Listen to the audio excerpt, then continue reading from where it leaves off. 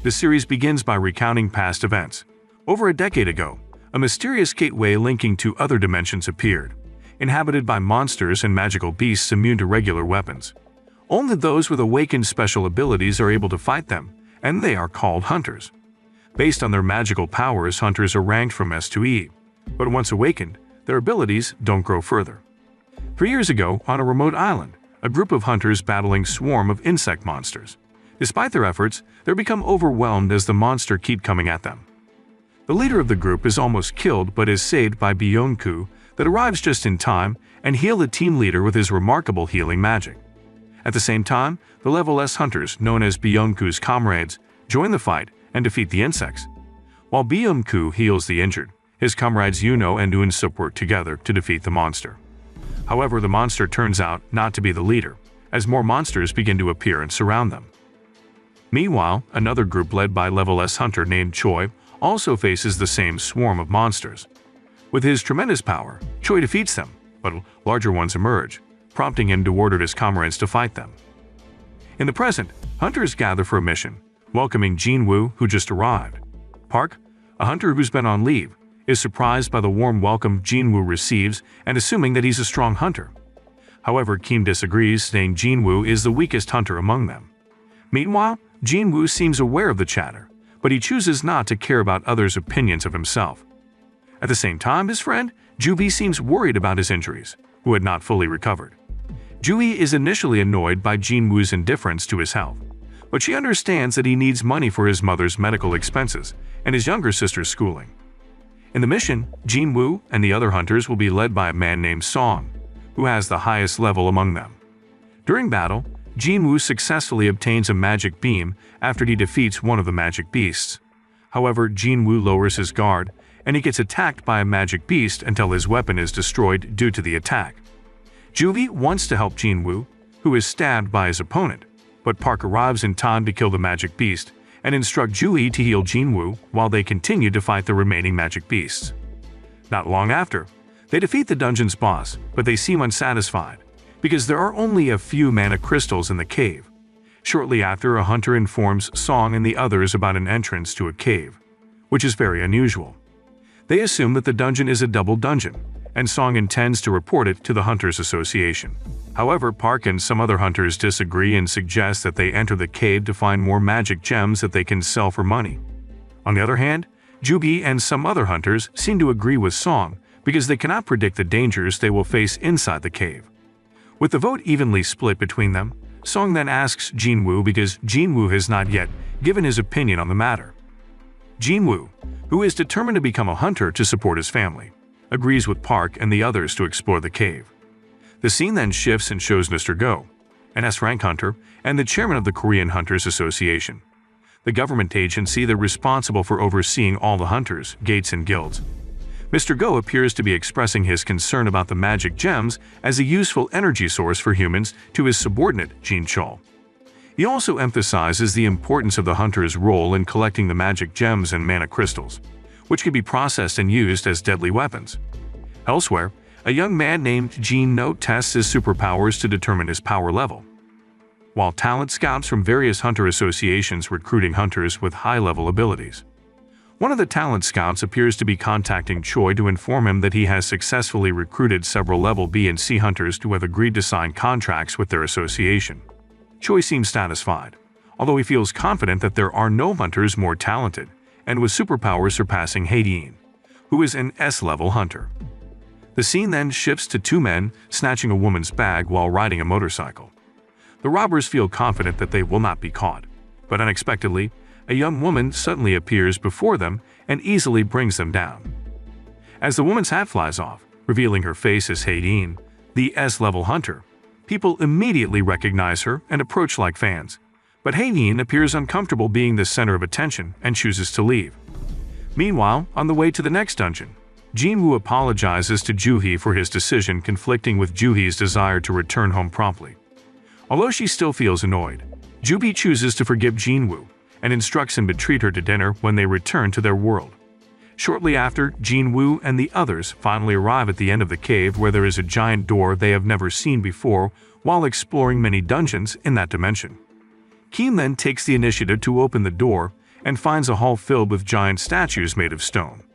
Not only that, they also find a magic formation on the floor and stone inscriptions written in ancient language. As Song translates the inscriptions, one of the hunters suddenly feels scared and intends to leave immediately. However, as he is about to open the door, one of the giant stone statues suddenly moves and instantly swings an axe to kill the hunter. Seeing their comrade killed tragically, they immediately become very scared, realizing that they are trapped in a very dangerous place.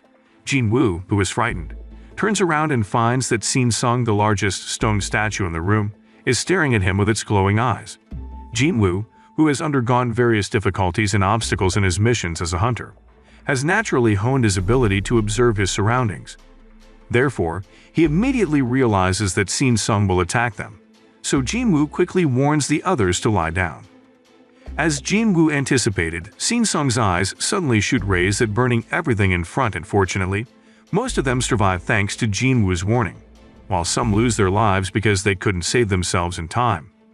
Song thanks Jinwoo for his quick thinking, sensing that Jinwoo has a special ability, though Jinwoo denies it. Song then asks Jinwoo to help stop the bleeding from his lost arm from the attack before. Song actually wanted to ask Juvi to treat him, but Juvi still appears too shocked and frightened by the attack. Song then explains to Jinwoo about the rules written on the stone inscription they found there. After hearing the explanation, Jinwoo concludes that the god mentioned in the stone inscription is Sung, the giant statue that attacked them. At the same time, Jinwoo's younger sister, Jinna, chats with her classmate, Song-yi, who suddenly asks about Jinwoo. Jinna worries about her brother, an E-level hunter who often gets injured on missions. As Song and Jinwoo are discussing ways for them all to escape from the place, a confident C-level hunter tries to run towards the door. But Sung immediately attacks the hunter, causing his body to explode instantly. Seeing this, Jinwoo realizes that Sung is different from the monsters and magic beasts, because Sung doesn't just kill them outright, even though Sung could easily annihilate them all. Jinwoo then tries to prove his theory by instructing everyone to worship Sung, following the first rule mentioned in the inscription. They'd all follow Jinwoo's instructions, and unexpectedly, Sung's facial expression suddenly changes, and Sung suddenly rises from his throne and walks towards them. Jinwoo and the others panic as Sung approaches, unsure of what to do next, fearing he will kill them. Song mentions the second rule is to praise the god, but they don't know how because he has no knowledge about it. At the same time, a confident hunter steps forward, kneels before Sung, and begins to recite praises for Sung. Unexpectedly, the praise has no effect on Sung at all, as Sung then kills the hunter and continues to walk towards them. Upon seeing that, Jinwoo and the others become even more panicked and try to flee from Sung, who doesn't hesitate to kill anyone in his path. On the other hand, Park tries to seek shelter under a statue of a knight, but unfortunately, the statue suddenly moves and kills Park. Not only Park, but several hunters near the knight statues wielding weapons are also brutally killed. In an attempt to escape with Juvi and seeing their fellow hunters die, Jinwoo finally understands the meaning of the second rule and instructs the remaining hunters to take cover under a statue holding a musical instrument. When Song arrived in front of a statue holding a trumpet, the eyes of the statue suddenly glow, and at the same time, the sound of the trumpet is heard as if the statue is playing it. A similar thing happens when Kim arrives in front of a statue holding a violin. But when Jinwoo and Juhee arrived at a statue holding a drum, it doesn't react. Jinwoo then realizes that only one person is allowed to stand in front of that statue, so he tells Juhee to stay there while he rushes to another statue before Sung reaches him. Unfortunately, Jinwoo runs towards a knight statue that then attacks him. However, Jinwoo manages to survive and tries to crawl towards the singer statue next to the knight statue. Although he loses one of his legs, Jinwoo finally manages to arrive in front of the singer statue just in time, causing Sung to stop chasing him. Shortly after that, Sung returned to his throne, but the struggle wasn't over, as Sung raised his hand, causing an altar to emerge from the ground. Song thought Sung wanted one of them as a sacrifice, and as the leader of the team, Song willingly volunteered to be the sacrifice to save them all. When Song reached the center of the altar, nothing happened, so Jinwoo asked his fellow hunters to carry him to the center of the altar, because he wanted to investigate something on the altar. When they reached the center of the altar, orange flames suddenly appeared around them, and Jinwoo realized that the number of orange flames matching the number of people alive. As they all gathered at the center of the altar, simultaneously blue flames lit up around them, and the door finally opened. However, along with the wide-open door, the night statues suddenly moved and walked towards them. Jinwoo then instructed them to keep staring at the night statues because the statues would stop moving if they didn't divert their gaze from them. In the uncertain situation, one hunter seemed unable to continue staring at the statues, so she quickly ran towards the door. As she left, one flame extinguished, and the door closed slightly. One by one, they eventually decided to leave, until only Song, Jinwoo, and Joo-hee remained at the center of the altar. Song, who had always intended to sacrifice himself to save them, urged Jinwoo and Joo-hee to leave, assuming the door wouldn't close if one person stayed. Unexpectedly, Joo-hee couldn't move her legs because she had spent a lot of energy treating Jinwoo. Upon learning that, Jinwoo decided to sacrifice himself to save Joo-hee, and asked Song to leave immediately with Joo-hee. Joo-hee initially refused to leave and insisted on staying there. However, Song struck Joo-hee, knocking her unconscious, and quickly left the place. Following his decision to sacrifice himself, Jinwoo bravely fought the night statues attacking him. Even though he was prepared to die, deep down, he hoped for another chance at life, yearning to grow stronger. Just as he was about to be sacrificed, a virtual screen suddenly appeared before him and mentioned that he had passed the test and met the requirements to become a player. Jinwoo was given the choice to remain alive and become a player or die within a few seconds, and without hesitation, Jinwoo immediately chose to stay alive and become a player. Some time later, Jinwoo woke up in the hospital and found that his body had fully recovered, as if everything he experienced in the dungeon was just a dream. Shortly after, Jin Chol visited Jinwoo to inquire about the incident in the dungeon, which dispelled Jinwoo's doubts because the event did indeed happen, especially since Jin Chol also informed Jinwoo that he had been in a coma for 3 days due to the incident. Upon hearing that, Jinwoo inquired about Song and Joo-hee. Jin Chol then informed him that Song retired due to losing an arm, while Joo-hee experienced significant psychological trauma and was still undergoing treatment, so he couldn't ascertain whether Joo-hee would continue to be a hunter or choose to retire like Song. Jin Chol explained that when they reached the dungeon, only Jinwoo was found unconscious, with no temple or stone statue in sight. Jin Chol added that the Hunter Association might suspect Jinwoo and the surviving witnesses if their testimonies differed, but in reality, their testimonies were identical to each other, although it sounded highly impossible. Jin Chol then asked Jinwoo if he experienced a second awakening, which was very rare because every hunter who had been awakened usually had stagnant strength throughout their lives. However, a very few hunters might experience a second awakening and gain magic powers far more powerful than before. Jin Chol's partner, Tae-sik, instructed Jinwoo to place his hand on the magic power detector to measure his magic power. Initially hopeful for a second awakening, Jinwoo's excitement waned when the detector revealed his status as a level E hunter with a score of 10 that barely different from an ordinary person, as other level E hunters on average had a score of 70. Though disappointed, Jinwoo then wondered if Jin Chol and Tae-sik couldn't see the virtual screen displayed before him since earlier. Shortly afterward, when his sister Jin-na visited, Jinwoo asked Jin-na about the virtual screen in front of him. However, Jin-na also couldn't see the virtual screen, so Jinwoo concluded that only he could see the screen because he had decided to accept the offer from the system and become a player. Through the virtual screen, Jinwoo learned that he could improve his physical strength by training and completing missions from the system. Not only that, he would also receive rewards if he successfully completed missions and be punished if he failed. The scene then shifts and shows a female hunter named Hae-yin visiting Choi at his office. Choi informs Hae-yin that he wants to enhance the physical strength of the hunters so that their hunter association becomes more powerful than others. Therefore, Choi asks Hae-yin, who is an S-level hunter, to become an instructor and teach other hunters. That night, when a gate suddenly appeared in the city center, Jinwoo, who was sleeping, suddenly woke up due to the intense shaking in his room. Jinwoo thought there was an earthquake, but he miraculously shifted to another dimension and had to face a centipede monster. A notification from the system revealed he had to endure the monster's attacks for 4 hours as punishment for neglecting a daily quest given by the system. While Jinwoo struggled against the creature, hospital staff panicked at his sudden disappearance. Shortly after, Jinwoo completed the mission but collapsed from exhaustion upon returning to the hospital. Over the following days, Jinwoo decided to train diligently and complete the daily quests to avoid punishment. Jinwoo also became increasingly excited as he would receive rewards such as instant recovery and ability points that could be allocated to specific skills he improved.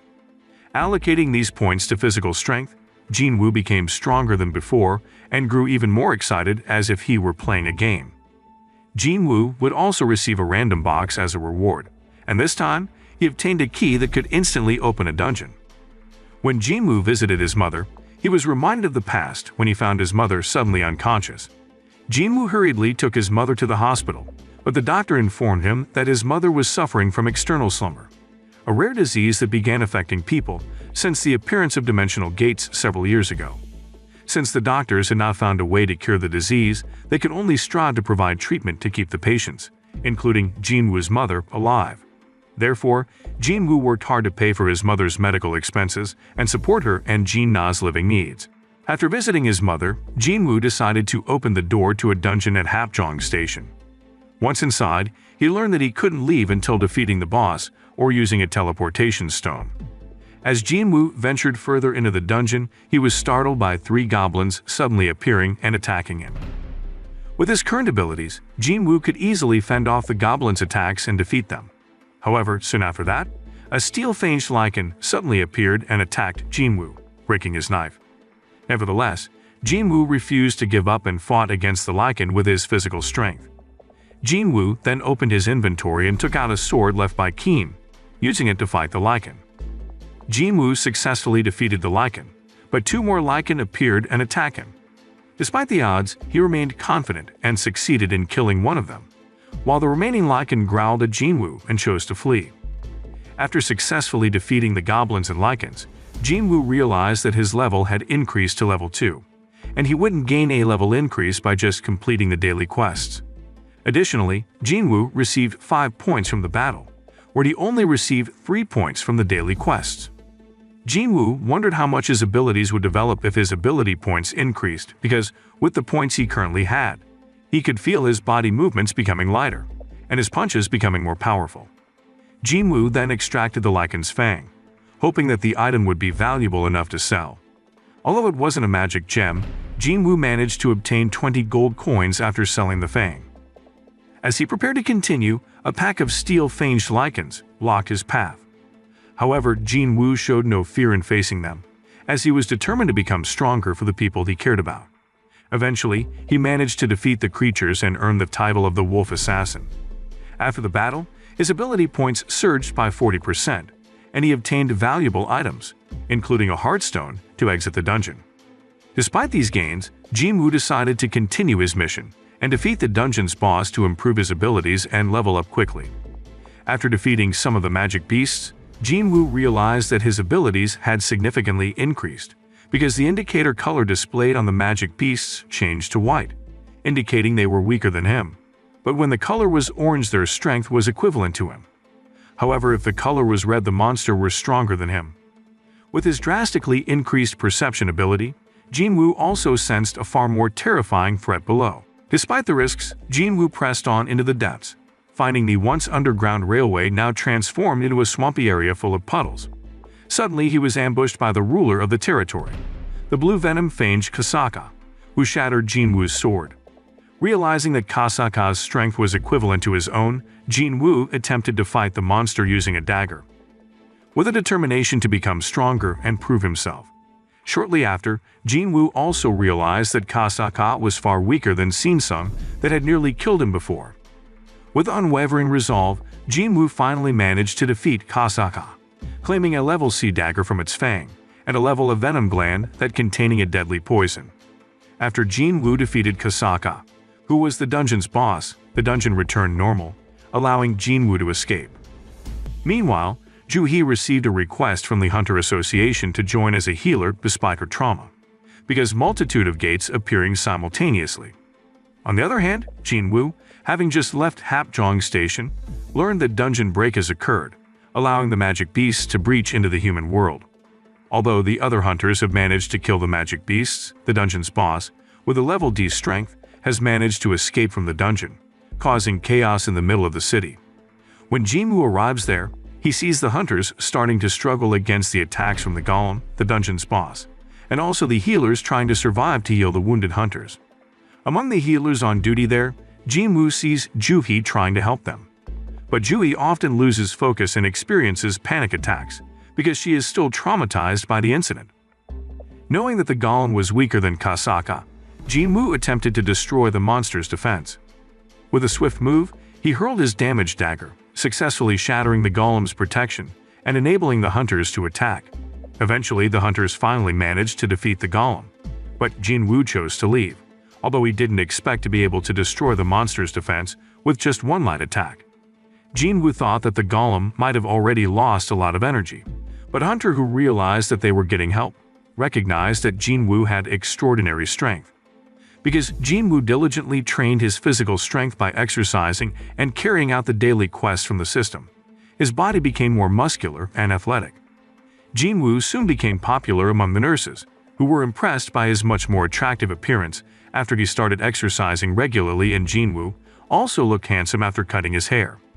Additionally, Jinwoo was allowed to leave the hospital as he had fully recovered. Impressed by Jinwoo's physical transformation, even his sister Jin-na noticed his muscular build and her brother that still grew taller, even though he had reached adulthood. Knowing that he needed to pay rent soon, Jinwoo started looking for a job online, but at the same time, he was reluctant to showcase his new strength because he didn't want to attract attention. Jinwoo also thought that he still didn't understand his new strength fully because his abilities kept developing as he completed more missions, where each hunter shouldn't be able to develop their abilities. Despite his doubts, he met with a hunter named Dong-suk, who offered him a role in a level C dungeon expedition due to the lack of members and someone to carry their belongings. Although Dong-suk emphasized that Jinwoo wouldn't receive any items from the mission and there were no healers in their team, Jinwoo chose to join Dong-suk's team because he would be paid 2 million won. At that moment, Jinwoo encountered Jin-no, a level D hunter, who joined Dong-suk's team to increase the number of members. Jinwoo observed Jin-no's impressive armor and speculated about his background, assuming he hailed from a wealthy family. Because Jin-no kept asking many questions, Jinwoo concluded that Jin-no was a rookie hunter who might be going on a mission for the first time. Upon their arrival at a dimly lit underground dungeon, Dong-suk instructed one of his team members to light a fire. However, with his sharp instincts, Jinwoo immediately realized that they had entered the lair of a swarm of ant monsters.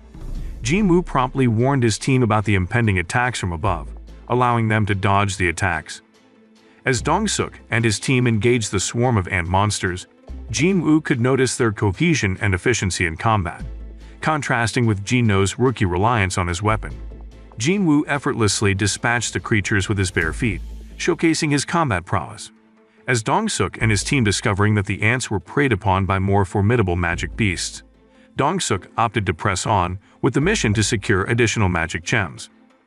However, Jinwoo began to harbor suspicions toward Dong-suk and his team, questioning their willingness to pay someone 2 million won just to carry their belongings without needing to fight. After traveling on foot for several hours, they finally reached the end of the dungeon, filled with mana crystals worth billions of won. Dong-suk and his team then instructed Jinwoo and Jin-no to stand guard, while the dungeon's boss was sleeping, and they will retrieve mining equipment from their vehicle, prompting Jinwoo to immediately realize their ulterior motives. This suspicion intensified when Dong-suk deliberately ordered a team member to block the dungeon boss's room entrance, indicating malicious intent toward Jinwoo and Jin-no.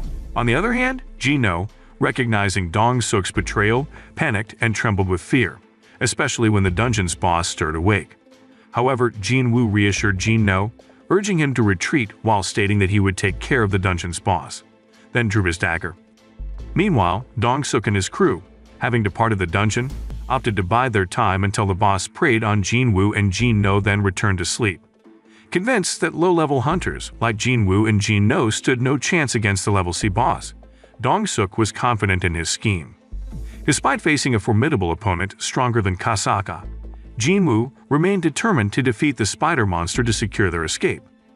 Initially overwhelmed by the spider's attack, especially its deadly acid spray, Jinwoo persisted in the battle, exploiting every opportunity until he found the monster's weak point. Relentlessly attacking the weak spot with his poisonous dagger, Jinwoo eventually emerged victorious over the spider monster. Observing Jinwoo's battle with the boss, Jinno, confused, accepts the idea that Jinwoo might be concealing his true strength, disguising as a level E hunter. Shortly after, Dong-suk and his team arrived, slightly taken aback by Jinwoo and Jinno's that managed to defeat the dungeon's boss. They revealed their plan to exploit Jinwoo and Jinno for financial gain by luring them into facing the boss. Dong-suk then commanded Jinno to eliminate Jinwoo, believing him to be the one who defeated the boss. However, Jinno refused, opting to shield Jinwoo, even though he didn't need to because Jinwoo was much stronger than him. Dong-suk, realizing that Jinno sided with the level E hunter, then ordered his team to eliminate both of them. Initially hesitant to engage with Dong-suk's group, Jinwoo lost his guard when a notification appeared, allowing one of Dong-suk's team to launch an attack. Jinwoo apparently received an order from the system to kill Dong-suk and his team, and if Jinwoo refused, he would be the one to die. Acting swiftly, Jinwoo began eliminating Dong-suk's comrades without hesitation, leaving only Dong-suk standing.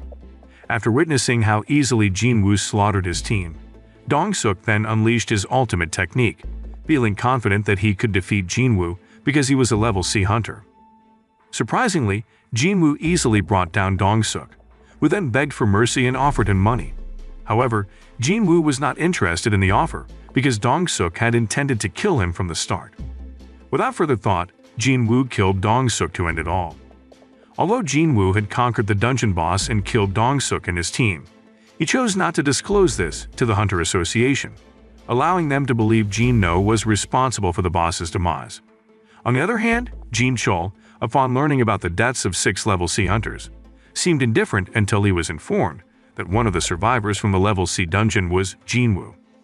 Upon learning this, Jin-chul began to suspect Jinwoo and decided to conduct further investigation. Soon after, Jinwoo finally arrived home, intending to spend time drinking and relaxing after a day of missions. When Jinwoo took a sip of beer for the first time since the incident in the double dungeon, he received a notification that his body had an immunity system capable of breaking down alcohol, rendering him unable to get drunk, no matter how much he drank. Apparently, this immunity system, along with longevity, was a reward for completing the mission in the double dungeon. But Jinwoo did not know whether this immunity system would last a lifetime or only temporarily. The next day, Jinwoo met Jinno at a cafe, where Jinno sought to recruit him for his attack team. Despite Jinno's earnest plea, Jinwoo declined, preferring to remain independent. Upon hearing this, Jinno pleaded with Jinwoo to listen to his explanation first, as he truly wanted to become a professional hunter, despite many people underestimating him because he was the son of a wealthy family. Jinno explained that he intended to obtain a license as the guild master, and to do so, he needed to become a hunter and complete 20 missions. Since Jinno had already completed his first mission, he begged Jinwoo to help him complete the remaining 19 missions. Jinno also added that his father actually wanted to establish a hunter association and recruit a level S hunter as the guild master. However, there were currently only 7 level S hunters in the country, and they had all been recruited by the biggest hunter associations except for Byung-ku the healer, who had decided to retire. Since his older brother was not a hunter, Jinno was ambitious to become a guild master to convince his father that he had the ability to lead their company in the future. Jinno even offered assets worth 30 billion won to Jinwoo if he was willing to help him. Although the offer was tempting, Jinwoo did not want to take the risk, because he did not want anyone else to know about the system that could significantly enhance his level and abilities, which was very different from other hunters who would never be able to develop their abilities. In a desperate attempt to persuade Jinwoo, Jinno threatened to expose his secret, but Jinwoo remained unfazed. Meanwhile, Dong-suk's younger brother, Dong-su, appeared angry when he received the news that Dong-suk had died while on a mission inside the level C dungeon. Dong-su was determined to seek revenge on Jinwoo and Jinno for Dong-suk's death, because he assumed that both of them had killed his brother. The following days, Jinwoo trained diligently with Jin-na to fulfill his daily quests. After training, Jinwoo received a reward in the form of a key to open the door to the demon's castle, which was an S-level dungeon. Initially intending to use the key at another time, Jinwoo then received information that inside the demon's castle, there was a recipe to make the elixir of life, a potion that could cure all diseases with powerful magic. Upon learning this, Jinwoo intended to obtain the recipe for the elixir of life to heal his mother. That night, Jinwoo entered the dungeon and found that the opponent he had to face this time was Cerberus, the Hell's Gatekeeper. Although Cerberus was much stronger than him, Jinwoo was determined to defeat the monster in order to obtain the recipe for the elixir of life, so he fought desperately against it. However, the difference in strength between them was quite significant, as Jinwoo appeared to be overwhelmed by Cerberus' attacks and struggled to penetrate the monster's defense. Jinwoo even continued to receive warnings from the system, because his physical strength and fighting abilities were decreasing drastically due to Cerberus' attacks. Knowing that he would soon run out of energy, Jinwoo decided to buy an energy-boosting potion, but the potion only increased his HP by 100 points. Upon learning this, Jinwoo boldly drank poison from Kasaka to activate the body's immunity and longevity system he had obtained after conquering the double dungeon, thus restoring his body to its original condition. Jinwoo then launched a relentless attack on Cerberus while trying to find the monster's weak point. After going through a fierce battle that completely drained his energy and nearly cost him his life, Jinwoo finally managed to defeat Cerberus, and his level increased dramatically. At the same time, Jinwoo's severely wounded body healed on its own due to the ability points he had gained. Jinwoo also obtained a key to open the demon's castle, as well as Cerberus's fang and collar as weapons. Additionally, Jinwoo also obtained the recipe for the elixir of life, but the ingredients were available inside the demon's castle, and he had to enter the castle to obtain them. Knowing that he was not yet strong enough to face any monsters lurking inside the demon's castle, Jinwoo decided to postpone his mission while promising himself that he would definitely enter the demon's castle soon to obtain the elixir of life potion to heal his mother. This is the end from the first part of the story. The moral lesson from the story is, never feel inferior if we are considered weak by others, because if we have a strong determination to protect the people we love, we will become much stronger than they think. And always check if your friends can see the same virtual screen as you, or you might be fighting invisible monsters while they are just relaxing with a glass of beer.